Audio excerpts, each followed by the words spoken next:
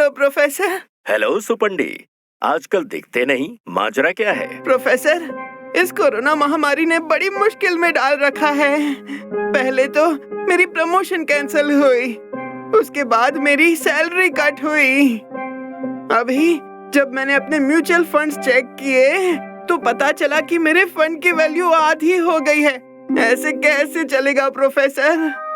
ओहो सुपंडी, शांत हो जाओ। अभी तुम कहाँ हो? अभी तो बस घर की तरफ जा रहा हूँ। ये बेहतर है, आजकल ज्यादा बाहर निकलना सुरक्षित नहीं है। देखकर अच्छा लगा कि तुमने मास्क पहना है। हाँ, मास्क पहनना तो जरूरी है।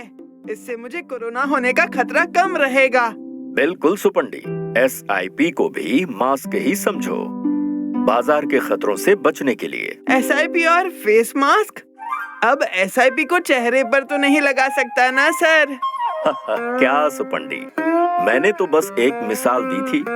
मेरा मतलब है, पिछले कुछ समय से बाजार काफी मुश्किल दौर से गुजर रहा है। अनिश्चितता के इस दौर में चिंता होना स्वाभाविक है।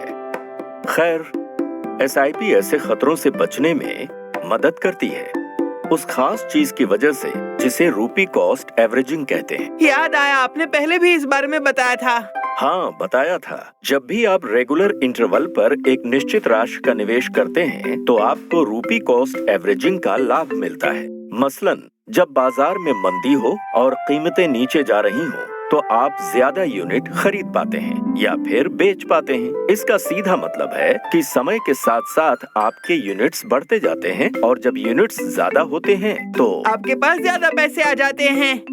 अब जाकर समझ में आया प्रोफेसर। तो एक तरह से मार्केट की मंदी मेरे लिए बेहतर है क्या?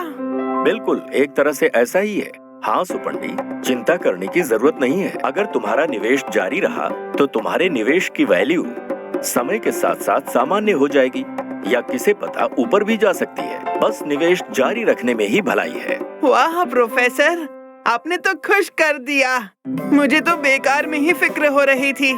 चिंता की बात नहीं सुपंडी, जैसा मैंने बताया, तुम्हारे SIP तुम्हारे लिए मार्केट के खतरों से बचाने वाले मास्क होते हैं। मैं तो समझ गया प्रोफेसर, यही सही समय है निवेश करने का कुछ और फेस मास्क में। सुपंडी, तुम भी ना।